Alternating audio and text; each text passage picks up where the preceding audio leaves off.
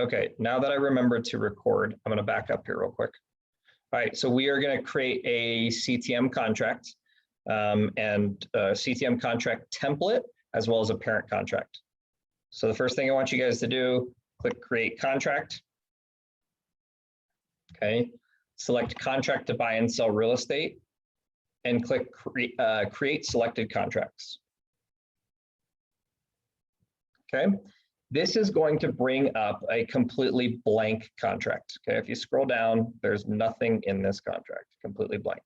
Okay, so we're going to go through this step by step together. We're going to go through this contract template step by step together so you know what things kind of need to be filled out as you go. Okay, so the first thing is obviously we have our date.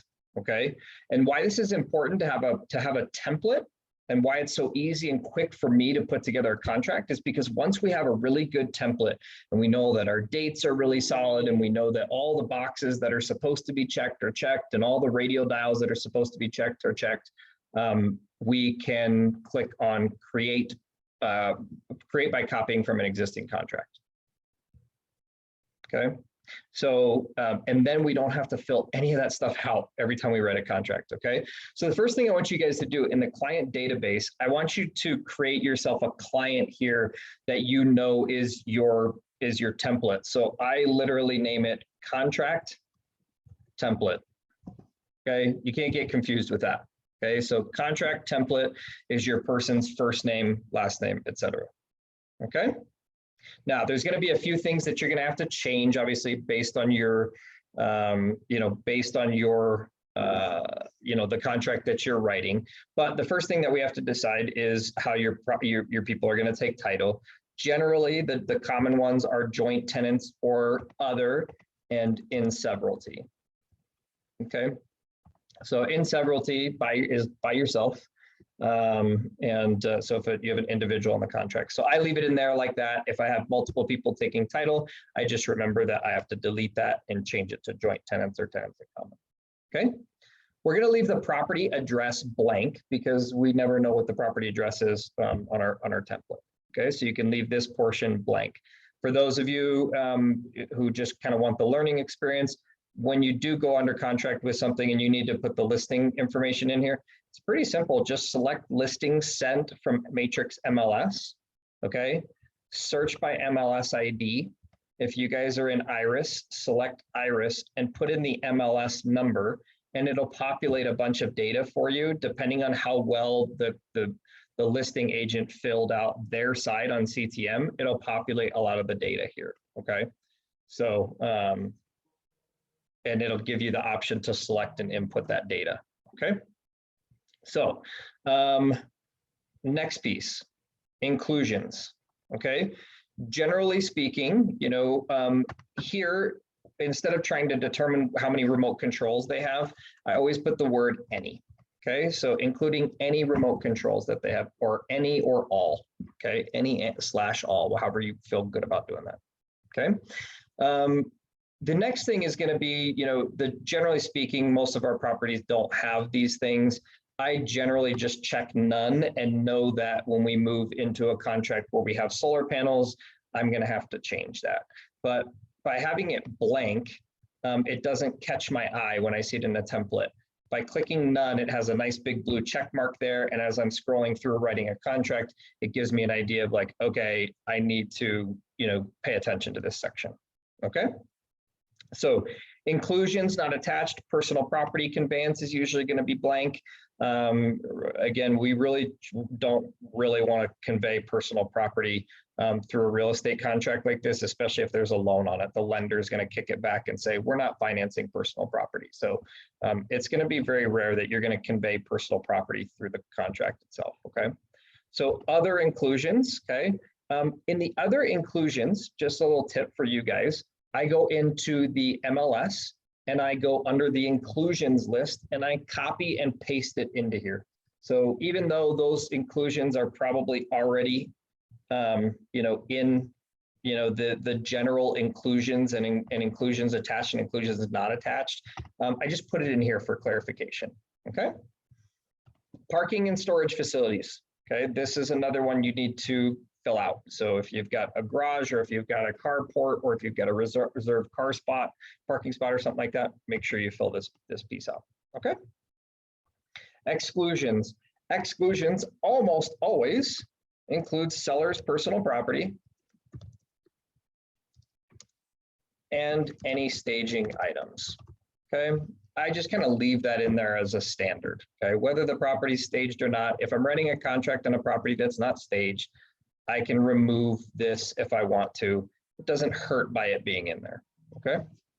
So you've got generally not going to have water rights. If you do, obviously you need to have that in there, but because this is going to be our standard template, we're not going to put that in there. Generally don't have well rights, generally don't have water stock certificates. Okay.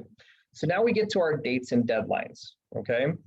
The best thing that you can do here is go into this auto dating deadlines. Okay. And it's going to bring up this separate window. Now you can create a template for the dates itself. Okay. So now you've got a template within a template. Okay, so the best thing to do here is create new template, and you can see I've got a bunch in here. I've got a 21-day quick close template. I've got a 2-week sale contingency. I've got a 45-day commercial offer, 30-day close, no conditional sale. I've got a backup offer, a cash sale, and a Zillow offer. Okay, if you guys get the pleasure or displeasure of doing a deal with Zillow, you will see that their contracts are a little bit different. So that being said, I've got all these different templates. So the way that you do is you just select create template, okay?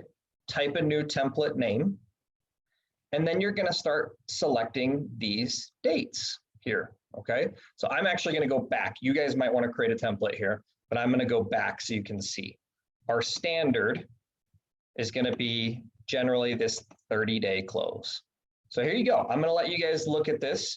Again, this is going to be recorded and I'll send it out to you. If you want to take, I'm going to leave this up long enough. If you want to take a screenshot or something like that, you want to snap a picture with your phone.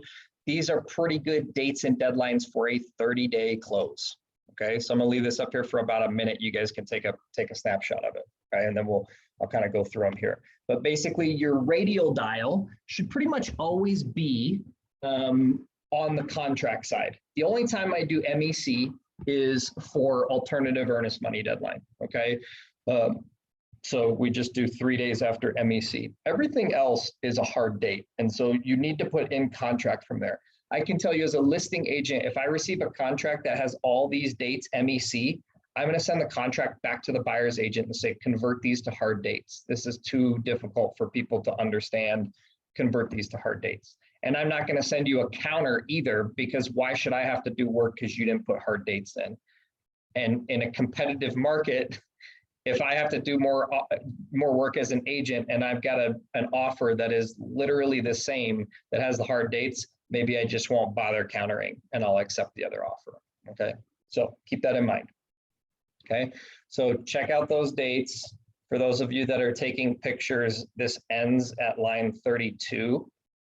So then there's a few more down here at the bottom. It's not a ton, but now 33 is shown. Okay, so, and most of these are NA dates, and this contract does not include lead-based paint disclosure and lead-based paint termination deadlines. So if you obviously have a home built prior to 1978, make sure that you have that portion filled out as well. Okay. All right, so once you have that created, okay, you're gonna save and insert this template, okay? So you'll create the template, you're gonna save it, and then you click Save and Insert. Now when you create a contract, it converts everything to hard dates based on the contract date. So my contract date is 8/18 up here up top, okay? And now that we're in our dates and deadlines, you can see that 9 days later, which according to my auto dating deadlines, it was 9 days after contract date, is 8/27. Okay. Does anybody have any questions so far on this auto dating?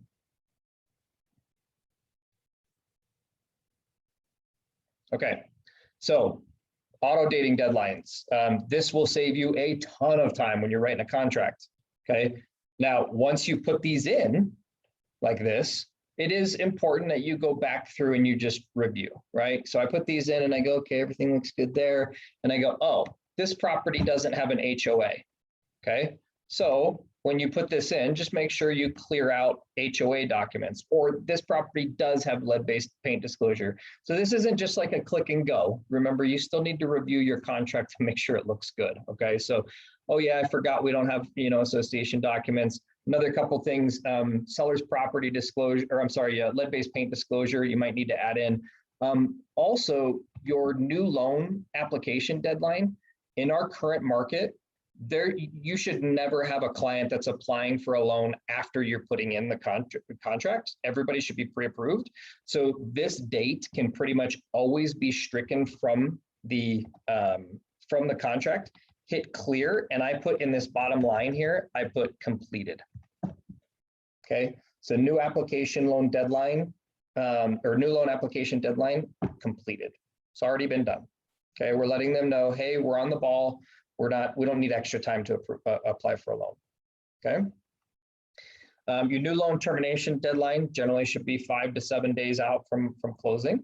The further away it is from closing, the more it protects the more it protects the seller. The closer it is to closing, the more it protects your buyer. But again, strengthens the contract. The sooner you have it, the stronger the contract. Okay.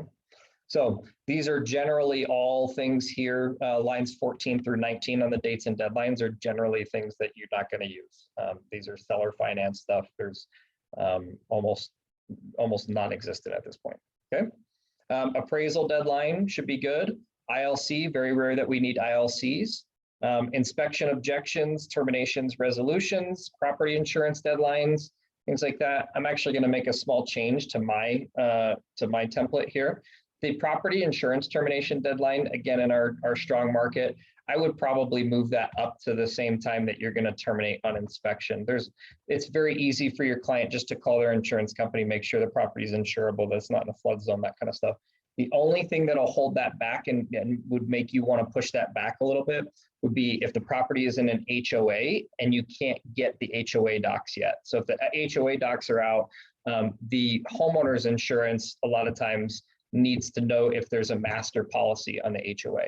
So if you don't have the HOA documents yet, you need to make sure that you've got time to review that insurance policy. Okay. Due diligence documents delivery, I almost always line those up with the inspection objection. When I have a listing, we leave due diligence documents on site for them to review at their inspection. So they should be able to review those and object to them at the same time. Okay.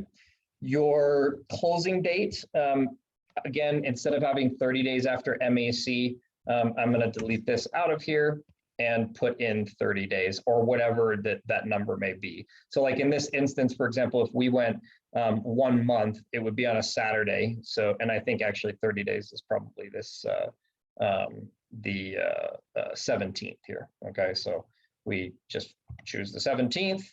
Again, possession date. Depends. If you've got a post-occupancy agreement, then you need to, put that date in here. Okay. Possession time, same thing. Either delivery deed and funding, or you've got a post-occupancy, so that needs to be there. Okay. And then your acceptance deadline. My template gives them 2 days at midnight, but you can change that. Okay. Any questions on those dates and deadlines? Okay, let's move on.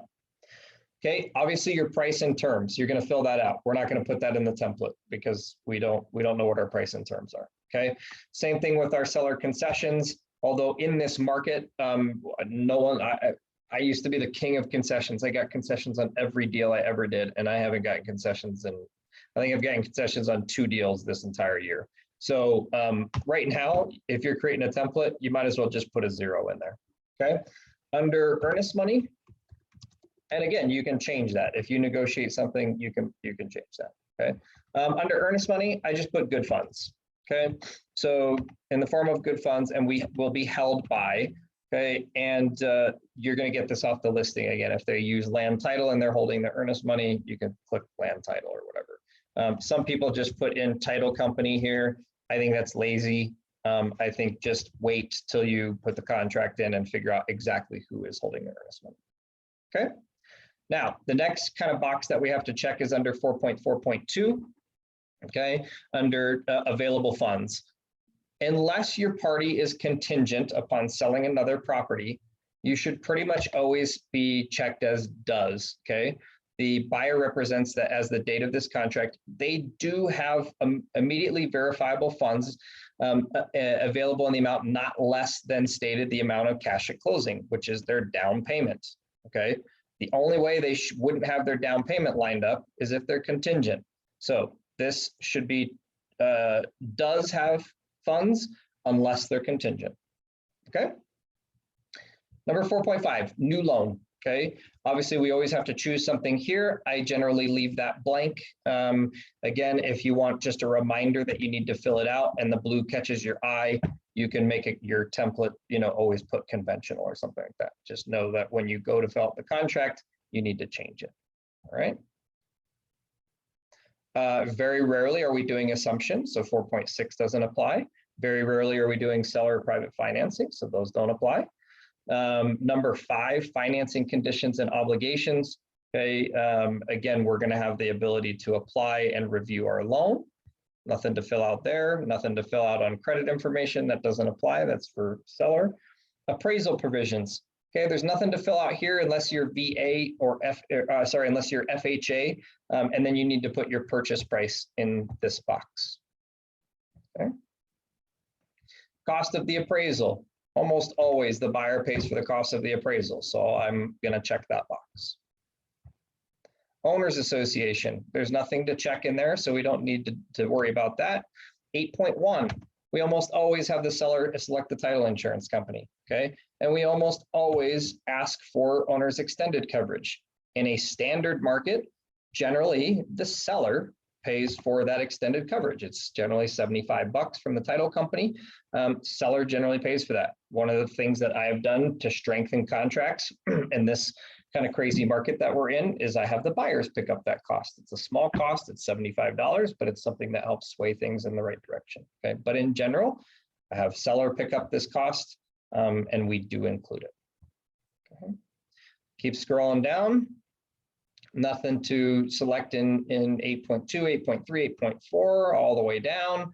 Okay, new ILC survey. It's rare that we need a new ILC survey. Some people like to put in here, you know, payment for the ILC survey is, you know, if it's required by title, the seller will pay for it. If it's required by the lender, the buyer will pay for it or something like that. I don't put that in there. If we need an ILC survey that comes up, we need an ILC survey, we'll you know, I'll amend the contract at that time. Or if we know it needs an ILC survey prior to going under contract, we'll fill that out then. Okay. I personally have yet to do an ILC survey. I've never done one. So they're fairly uncommon. So I leave the these final radial dials selected. Okay. Number 10, there's nothing to really fill out in through 10.5, 10.6. 10.6 is the due diligence documents. I just do, if we know there's a specific due diligence document, this is where you would put it, maybe something regarding a solar lease or something like that. Otherwise, I go into the pre-written clauses, and if you scroll down to due diligence documents buyer clause and select that, I have that in all of my contracts. So the due diligence documents shall include, but not limited to, copies of any of the following documents to the extent that they exist and are in seller's possession: copies of building permits, inspections, surveys, improvement location certificates, receipts and repairs exceeding $500, copies of any insurance claims, class action lawsuits, any monies received for claims and evidence of repairs made. Even if there is no documentation for these items, seller still agrees to disclose these items. Okay. So that goes in every single one of my contracts. So we copy that clause in there and we check box 10.6.1.2. Okay. All right. Conditional sale of property. Generally speaking, If you're non-contingent, you don't have anything here. So you can put NA.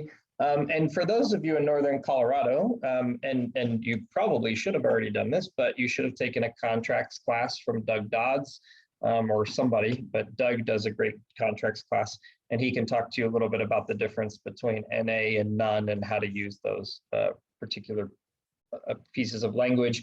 And you should listen to him on the contractual side prior to listening to me. He knows contracts far better than I do, okay? Source of potable water. Very rarely do we get a source of water at the time of contract. So I automatically change this source of potable water to does not acknowledge a receipt of the seller's property disclosure or source of water addendum.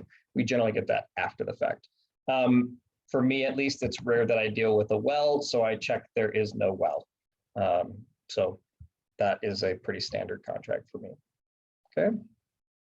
Nothing to check there. All the way down to closing instructions. Again, very rare that the closing instructions are executed with this contract. So we say are not. 12.3 closing designated by the listing agent. I always allow the listing agent to designate closing. The reality is we pretty much all set our own closing dates anyway. Don't put multiple parties in this area, because if for whatever reason, this would be super uncommon, but if you put buyer and seller and they couldn't agree upon the time and date of closing, what are you gonna do? Your contract says they have to agree, and if they refuse to agree, what are you going to do? Again, we have separate closings. We have the ability to say, well, the buyer, you go at this time, and the seller, you go at this time. So the chances that that happens, very slim, but I just put listing agent in there, okay? Transfer of title, whether we're going to do a special warranty, general warranty deed, bargain sale deed, quit claim, that kind of stuff. Generally speaking, obviously this one needs to be selected, and I can tell you when I review contracts, this is probably the #1 omitted item. They forget to put something in here. So maybe choose special or general, and just know that if you need a PR deed or something like that, that you'll select that. But have it in here so that that blue radial dial comes to your attention when you're reviewing your contract, okay? Closing cost fees, association taxes, perfect. Closing services fee, industry standard tends to be that they're 1/2 by buyer, 1/2 by seller. Again, completely negotiable here. And one of the things that I do to strengthen contracts is I have my buyers pick up the closing fees. They're generally somewhere between 150, to $200. So just an extra couple $100 that might swing things in your direction.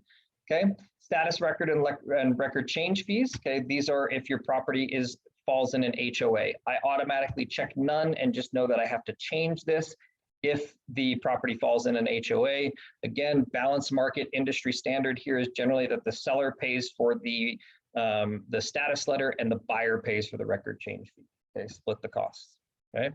Local transfer tax, rare that you have a local transfer tax. There are some communities and areas, a lot of property, Breckenridge, Frisco have local transfer taxes, things like that.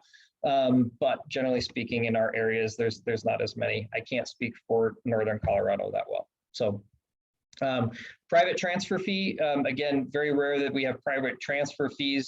If there is an HOA, there might be a private transfer fee. So you have to kind of figure out if there's something there and who's going to pay it. Okay.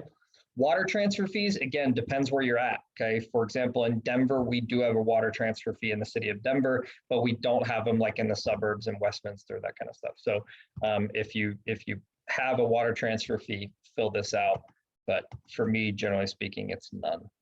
Okay, sales and use tax, very rare you're gonna have sales and use tax. Okay, with a residential property, you're really not gonna have sales and use tax. Okay, FERPTA doesn't apply to you, it applies to the seller. So they would generally need to disclose that to you, and they would tell you prior to writing contract, be like, hey, when you write the contract, please select 15.8.1 that seller is a foreign person, or they'll counter or they'll amend later, but you don't really ever need to check that box. Okay. Number 16, prorations. We're pretty much always exclusively basing taxes off the most recent mill levy and assessed valuation. Rents received, again, I leave this radial dial over here because it's rare that we're buying properties with rents. Okay, if you do have a property that's occupied, it's going to pretty much always be rents actually received. The only time accrued actually happens is if you've got issues with people that are past due on their rent, and you expect the agent, or I'm sorry, you expect the seller to pay for those past dues. Anyway, that's a whole different level of real estate, and you should definitely get some guidance on something like that. So, which, by the way, that's what I specialize in. So if you guys ever have issues with rental properties, multi-units, things like that, leases, that kind of stuff, I'm a great contact for that. Okay. Association assessments, 16.3. Again, if the property has association assessments, this is just asking who is going to cover any association assessments should a special assessment happen between now and the time you close. Seller is the one you're going to select there. You're going to have the seller pick that up. Generally, the HOA will require that that special assessment is paid in full at closing, even if it's a monthly special assessment. Okay. Final settlement, possession. I have a pretty standard $350 per day if they don't take possession. And then these two boxes here are only checked if you have a post occupancy or if your buyer is not occupying the property. Generally speaking, that's not the case, so I leave those blank in my template. Okay. 18, this is up to you if you want to extend, will or will not. I do will not, completely up to you, but make sure that box is checked. Number 19, there's nothing for you to fill out in 19, 20, or 21. 21.1, very rare you're going to have specific performance on the sell side because you can't force somebody to buy a house that can't qualify for it. So there's nothing really to be checked there. Okay.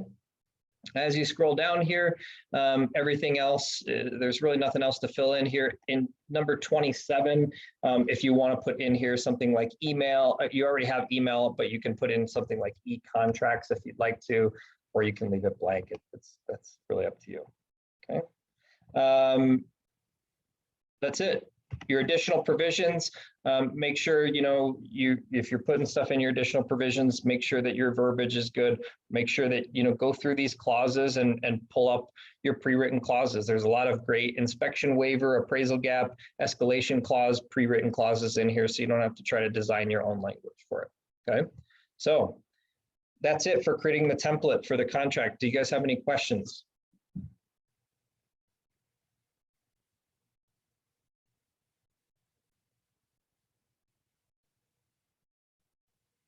All right. So now I had a question real quick. I'm trying to find it. Hold on one second. 15.5. So you said typically there isn't a private transfer fee.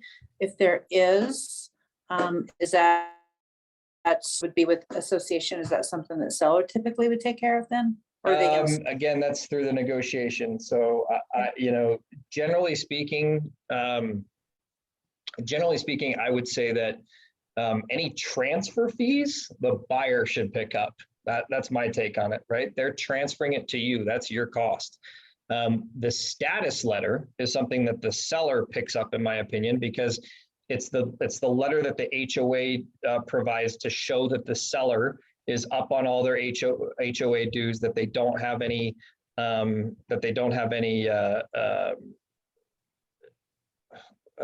liens against the property or fines or anything like that. So, okay.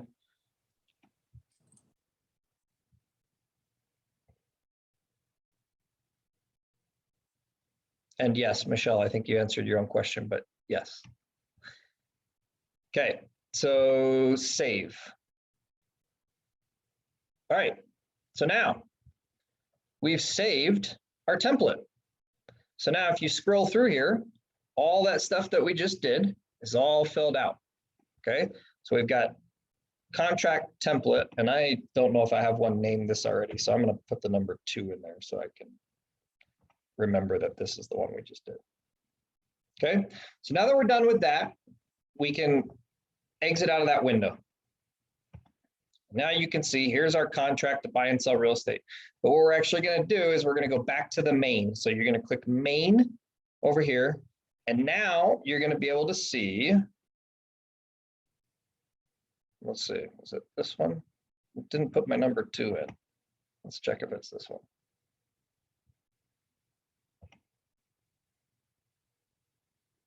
Yes, it's this one. Okay. All right. So now we have template contract, and it should show up in your kind of list of actives and under contracts, okay? So hopefully we're all there. Hopefully that's what we've got, okay? Now that it's there, here's what we're gonna do. This is gonna be, now this part's gonna be a little bit easier, okay? We're gonna create a new contract again, okay? Now that we're in here, what we're gonna do is we're gonna go create, edit, quick start master templates, okay? So once we're in here, we're gonna click create new transaction master template. And we're gonna select the parent contract type. Our parent contract is what we just created. It's a buy and sell contract real estate, okay? Contract to buy and sell real estate.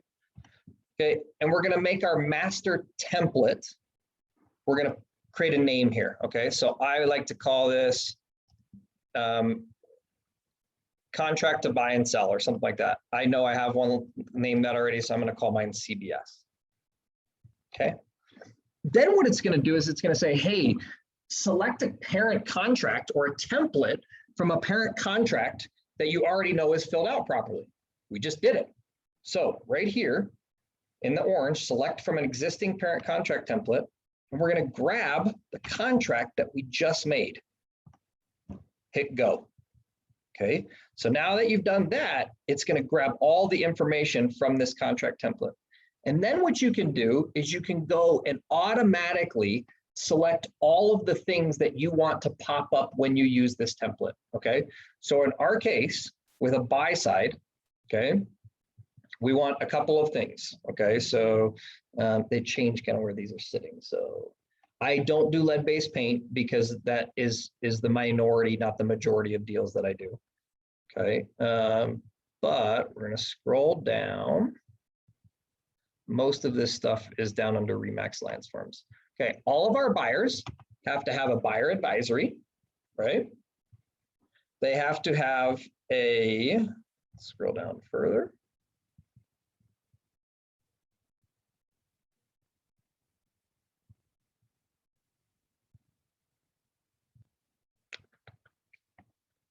What did I just click up there?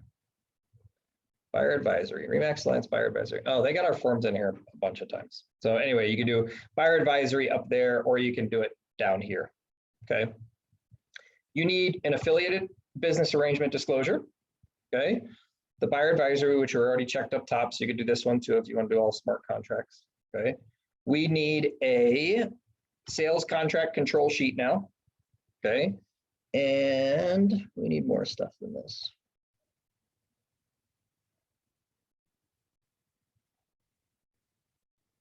Affiliated, sales contract control sheet, buyer advisory. Somebody chip in here if they know what I'm missing. Definitions of working relationship. You don't need that if you have your exclusive right to buy.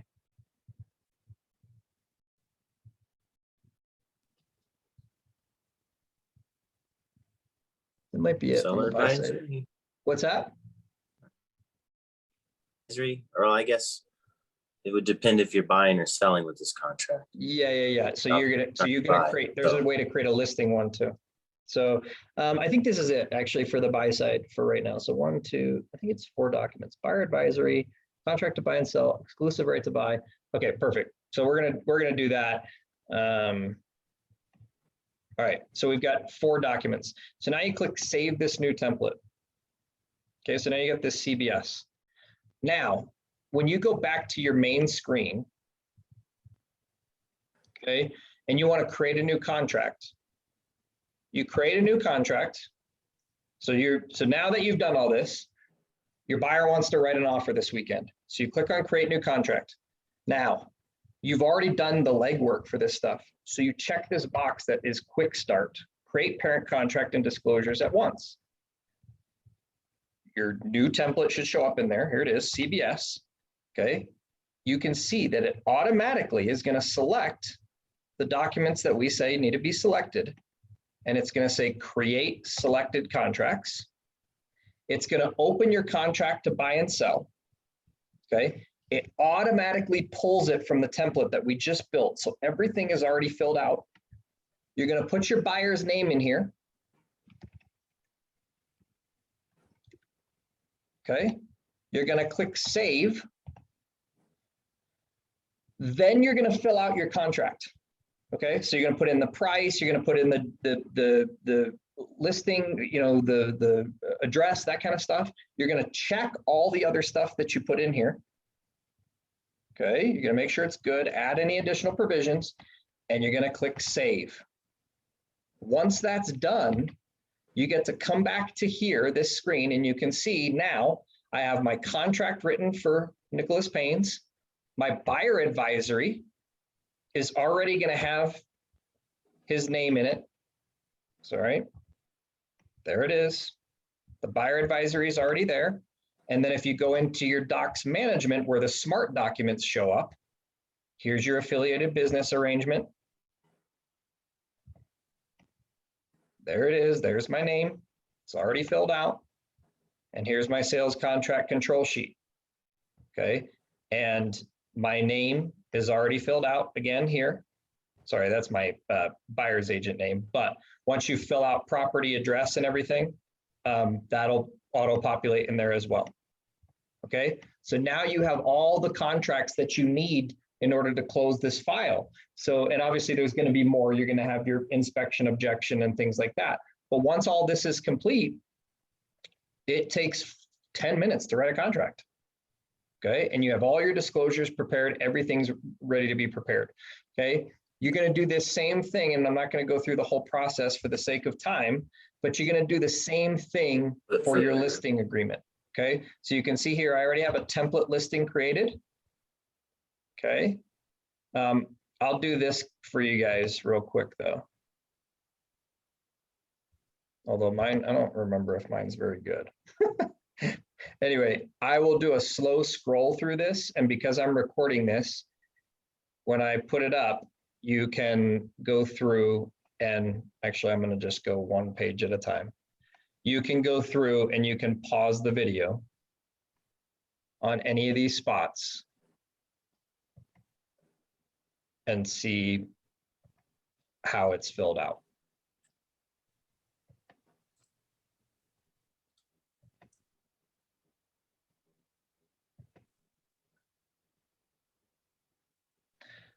And obviously some of these need to be filled out, right? Like you can't have NA in the price and terms, that kind of stuff.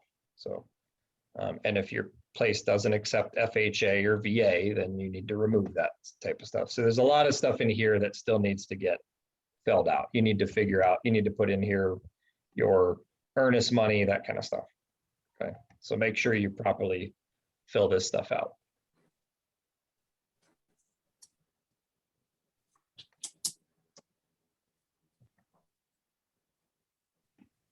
Oops. I don't know if there was anything there anyway.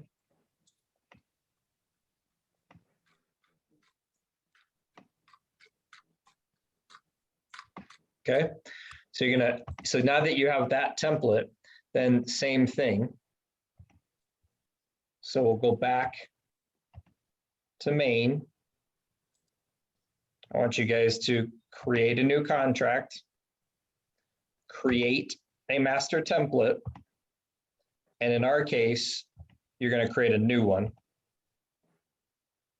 Okay, so your parent contract this time is an exclusive right to sell listing contract. Okay, and your master template from that is going to be the one you just made. So in my case, it was called template listing or something like that. Okay, now once you have template listing selected as your parent contract, now you can select all the disclosures that your general sellers will need, and it will automatically populate those agreements. Okay, so here's let's see, let's go look down. There's more on the sell side, right? So we've got inspection notice, disclosures. So we've got disclosures. We've got a seller's property disclosure that we need. We need a square footage disclosure. Okay, those are all required.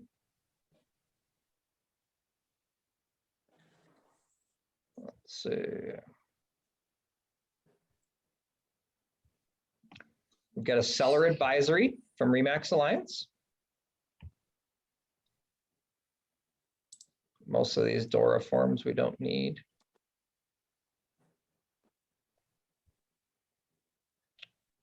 Remax Alliance, we're going to have a new listing checklist. We're going to have an affiliated business arrangement disclosure. Okay. If you need to do a COVID disclosure, or if you need like a photograph authorization, you can do that. You could choose your seller advisory from here if you wanted to, and you've got a final sales contract control sheet. So I get rid of the sale advisory here because I do it up top. I don't use a smart contract for it. And then you save this template. Now you have one. I think mine didn't save. I don't think I put it. I didn't put a name in there. But anyway, I have one. So yeah, here. Let's just call it listing.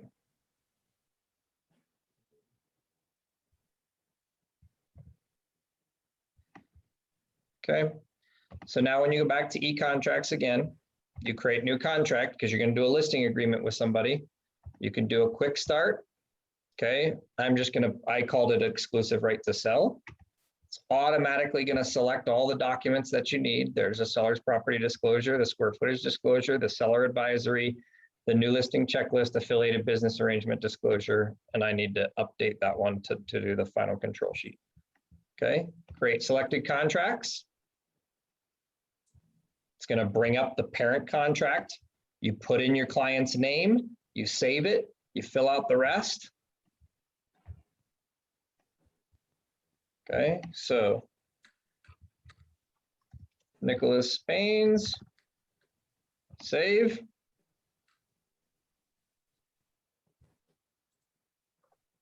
And now, when you go back to your main screen, whoops, I don't want to do that. When you go back to your main screen, here are all your contracts, and they're already going to have Nicholas Payne's name in them. Here's your seller advisory. Okay. There's Nicholas Payne's ready to sign. So all your contracts are created simultaneously. Okay. This is how I'm able to do contracts really quickly. Okay. I can get all this stuff prepared really quickly because the templates are already there. Okay. What questions do you have about these templates?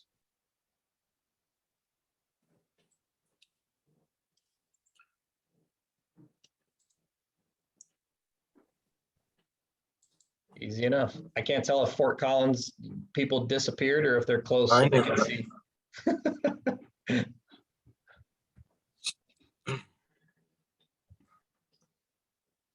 Okay.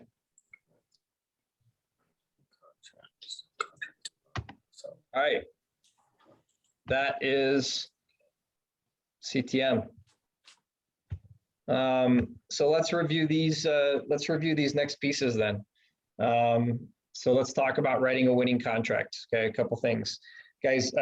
Really important. Always call a listing agent before submitting a contract. Always. I can't stand having a offer show up in my inbox and not even have talked to the agent yet. Okay, it seems like it's common sense, but I'm telling you, as a listing agent, 50% of the time, I get contracts without even a contact from the listing agent or from the buyer's agent. Okay. So they're going to be able to give you some specifics regarding the contract, and it's going to save them having to write a counter proposal or have you rewrite your contract. They may say, hey, it's not in the listing, but we need a personal representative's deed. Okay. Save them the time by just asking questions. Is there anything else they want? Is there anything specific the seller's looking for in the contract? Okay. Ask for any specifics regarding price, closing date, contingencies, additional provisions, inclusions, exclusions. Okay, is there anything that's not in the MLS that I should be aware about? Okay, ask them when they'll be reviewing and what type of acceptance deadline they're looking for. Okay, so, and in this market, I would give them that acceptance deadline unless you want to try to strong arm them into accepting something early. Okay, write a clean, error-free offer. Make sure you review your offer for any errors. Your supervising broker may not always catch them, especially because some errors are subjective and they'd only be spotted by you and the listing agent. So for example, if you put inclusions in the, if you put in the inclusions, for example, none, and you know, or if you put a list of things and there's no refrigerator included there, me as a managing broker, I'm going to look at that and go, maybe the property just doesn't have a refrigerator in it, but maybe you just forgot to write it. And should it be included anyway? Yes. But my point is like, you could have the number, you could have $4,000 put in earnest money, but you meant to put $40,000. I don't know that by looking at it. Okay. So just know that that would be an error, but a managing broker is not going to catch that. Okay, so the blatant errors that, you know, you forgot to check a box, or, you know, there's something that has to be put in the contract that you didn't put in, that's something we might be able to help you with. But outside of that, when we're reviewing your contract, we don't know what you meant to offer or wanted to offer, so make sure you review that stuff. Okay. All right, here's a list of ways that you can kind of strengthen your offer. Make your closing date flexible. Just put it in the additional provisions. You know, seller or buyer has a flexible closing date. You know, is willing to close earlier or later, depending on the lender. Okay. If you can do it without being contingent, do it without being contingent. Okay. Increase your earnest money, double or triple the earnest money. Okay. Remind your clients that they have all these outs in the contract, and they do have the ability to get their earnest money back if something should happen. But it just gives the seller a little bit more of a warm, fuzzy feeling that things aren't going to happen late in the game. You know, they're not going to walk out at closing, because instead of losing $5 grand, they're going to lose 15 grand. Okay. Non-refundable or hard earnest money at any point during the contract. Some people will do it at MEC, right, at the contract acceptance. Some people will do it after inspection. Some people will do half of one and part of another. I've won a couple deals recently just doing $1,000 at MEC. So, hey, accept our contract, just accept our contract and you get $1,000, okay? And then after inspection objection, the rest of our earnest money becomes non-refundable, okay?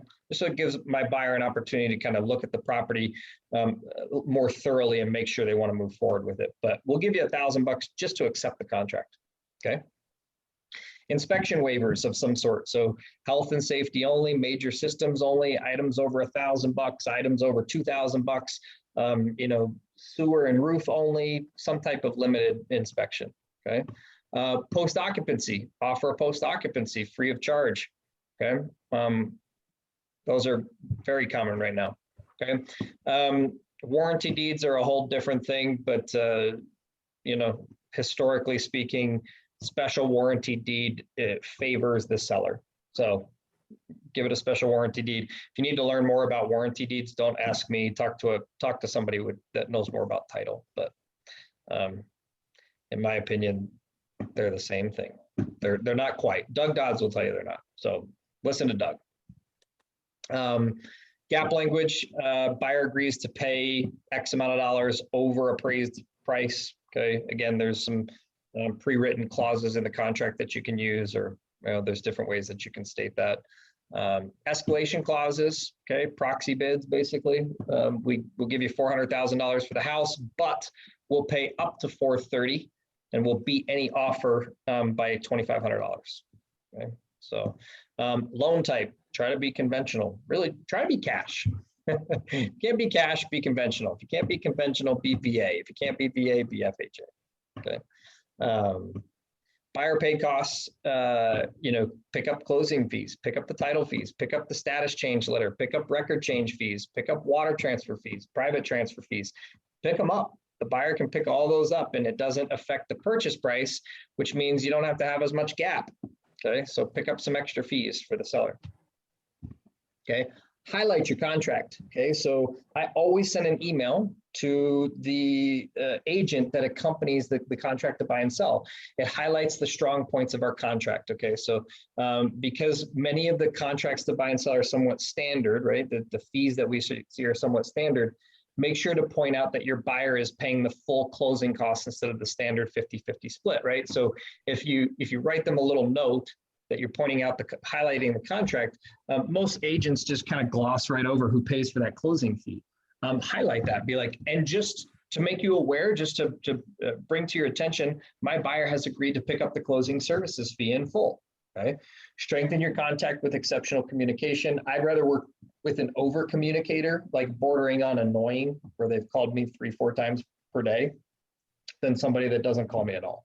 So you know, there is a fine line, but probably between those two, but I would prefer to work with an over communicator rather than an under communicator. Okay.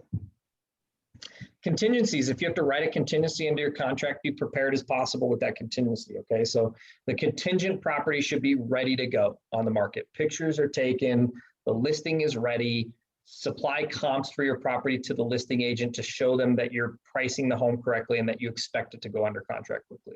Like, here's a list of the comps. They comp out, this property comps out at 520, but we're gonna list at 499 to get this thing done quickly, okay? Supply the listing agent with a pricing game plan for your contingent property, okay? So, Mr. Broker, I've already spoken with my clients about selling their property. We're pricing it aggressively to start. However, they've agreed to lower their list price by 5% if they aren't under contract within 10 days, okay? There's a fine line here, and I would say you need to talk to, you need to make sure that your sellers are okay with you telling the agent this, because obviously maybe that agent ends up having a buyer for your property. Chances are slim to none that that's going to happen. Or maybe that agent knows another agent that has a buyer for your property, and now you've kind of disclosed some information. But if that's what it takes to get your deal under contract, that's might be what you have to do. But have a game plan ready to go. Okay. And then I always, at least in this market, give your seller an escape clause in the additional provisions. This is also kind of what we call a first right of refusal type deal. We haven't been using many first right of refusals because the market is the way it is. So, first right of refusal is like when we're back to a balanced or even to a buyer's market where listings might sit on the market for 4 to 6 months. Okay. So give the seller an escape clause though. Contingent property will be listed for sale no later than 2 days after MEC of the contract to buy and sell. The contingent property will be under contract no later than 16 days or 14 days or whatever it is after mutually executed contract of the CBS. If property is not under contract within 16 days, seller will have the right to renegotiate or terminate this CBS. Give the seller an out. Okay, especially if you feel confident about your ability to get under contract. It makes them feel good about accepting a contingency. You're going to get the property under contract, just give them an out. Okay.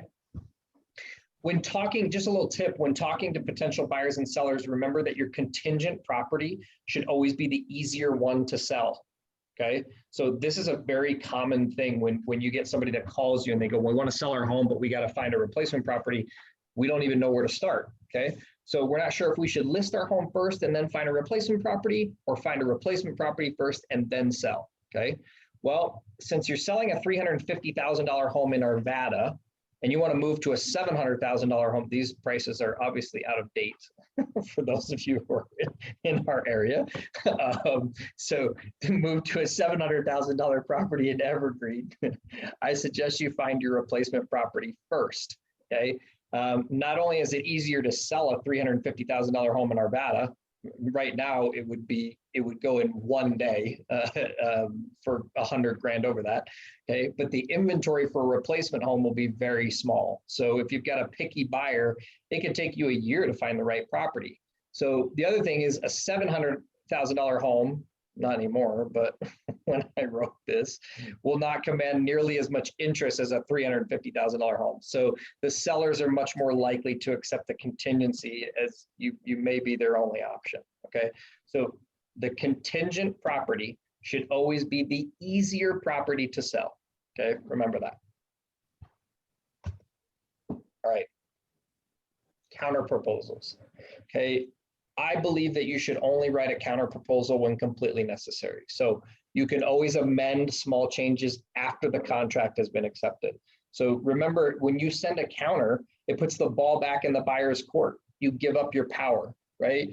When you get a contract, all you have to do to get the property under contract, the sellers have to sign. That's it.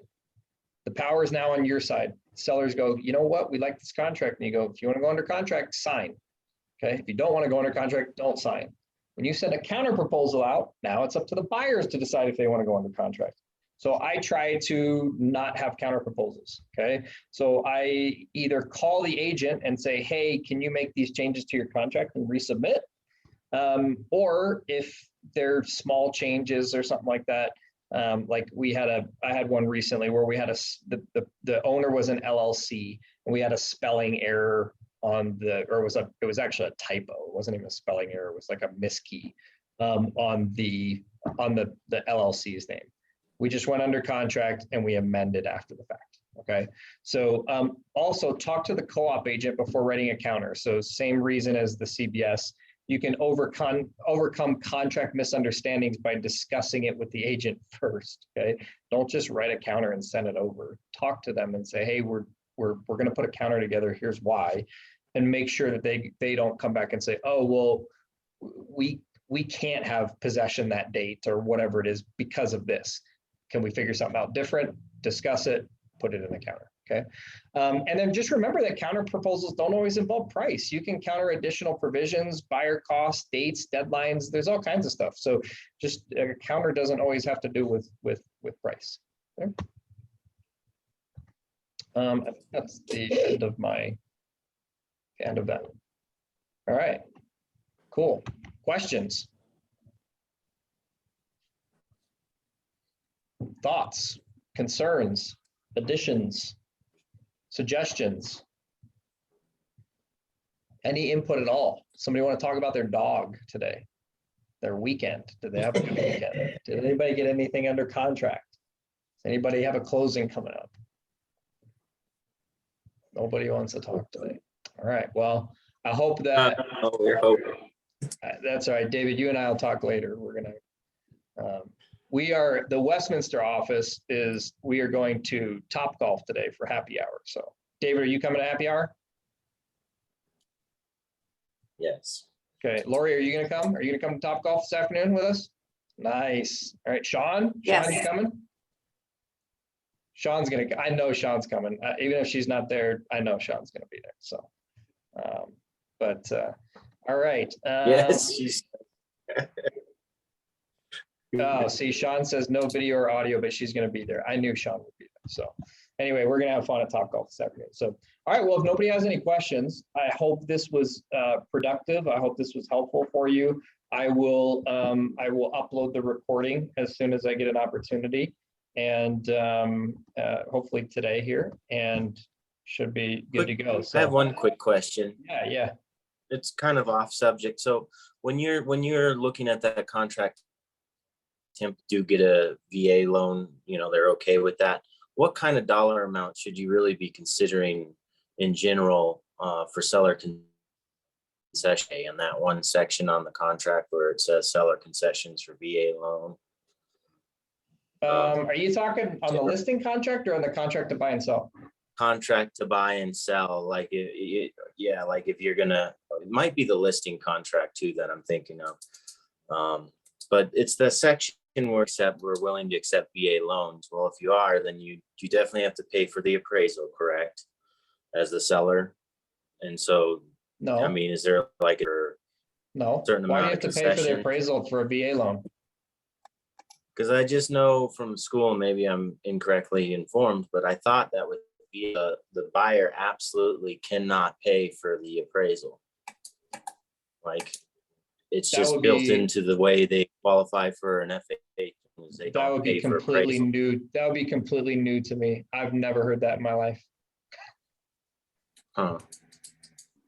I've never heard that Maybe I've never heard that that the buyer can't pay for the. So you don't need to give any kind of seller concessions to a VA loan then? No. Okay. Yeah, no, I would be, I'm willing to bet that that's incorrect. That we can check on that. That's something we can ask Aaron or something like that. But I've never heard that the buyer can't pay for the appraisal. And in fact, if I was the seller, I'd be like, I'm not paying for the appraisal. You pay for the appraisal. Right. Well, I think the lenders pay for it, but then they just put it on the backside, but I don't know for sure. And so they're not paying for it up front. I don't know. Yeah, and that could be that may be the case. That may be lender pays for it and then it goes into the closing costs, which are then financed through a VA loan. Because a VA loan finances, I think, up to 103%.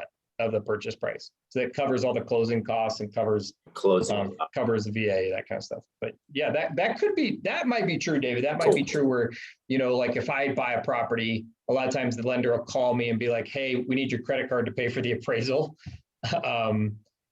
With a VA, maybe they can't do that. That could be true. That could be. I don't know. I can't speak to that, unfortunately. But the seller is not on the hook to pay for it. That's for sure.